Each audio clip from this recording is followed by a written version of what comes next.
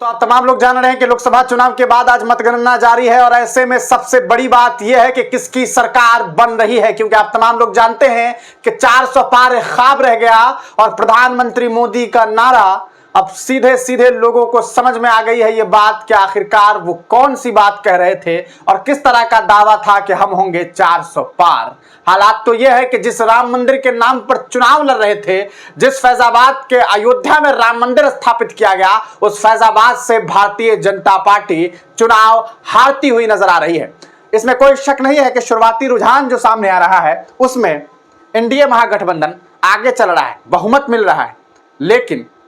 क्या 300 पार का आंकड़ा भी पार हो पाएगा जो लोग 400 की बात किया करते थे?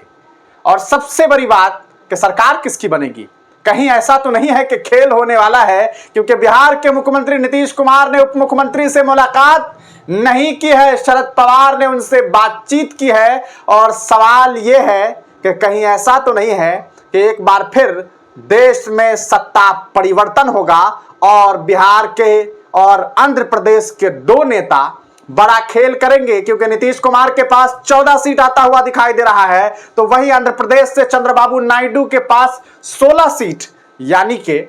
Total 30 seat. अब आइए आपको आंकड़े दिखाते हैं और आंकड़ों से आपको समझाते हैं। अगर 290 सीट एनडीए को मिल रहा है और इससे अगर नीतीश कुमार और चंद्रबाबू नायडू साइड हो जाते हैं तो टोटल सीट 30 सीट बाहर, यानी कि 290 से सीधे 260। और कहीं ऐसा ना हो कि फिर खेल हो जाए, क्योंकि शरद पवार पूरी तरीके से अपनी कोशिशों में लगे हुए हैं और ये दोनों सीधे सीधे इंडिया महागठबंधन में शामिल हो जाए तो फिर सोचिए क्या होगा। उत्तर प्रदेश के लोगों ने जो जबरदस्त वोटिंग की है, जहां पर गोदी मीडिया ये कह रही थी कि भैया 10 सीट नहीं आने वाला इंडिया महागठबंधन को,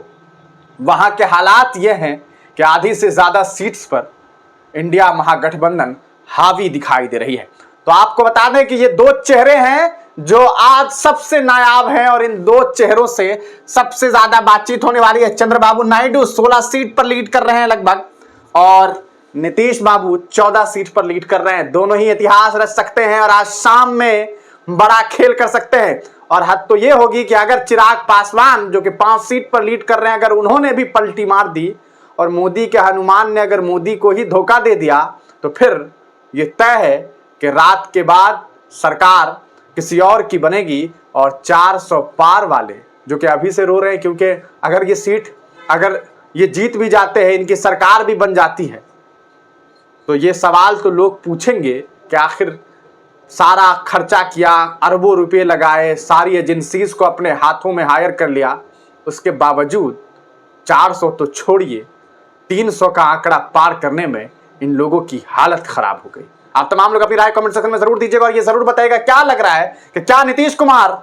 एक बार फिर पलटी मारेंगे और बिहार ही नहीं बल्कि देश की राजनीति में अपनी एक अहम भूमिका पेश करेंगे। क्योंकि जो लोग ये कह रहे थे कि नीतीश कुमार के हालात खराब होंगे, वो नीतीश कुमार बिहार में बीजेपी से ज्यादा सीट लाती हुई दिखाई दे रही है, उनकी पार्टी जेडीयू यानी कि जनता दल यूनाइटेड। तो अब देखना यह है कि शाम तक क्या कुछ खबरें सामने आती है, आगे हम आपको और भी अपडेट करते रहेंगे। तब तक के लिए दीजिए इजाजत, फिर मिलेंगे किसी नई वीडियो के साथ, किसी नई पेशकश के साथ।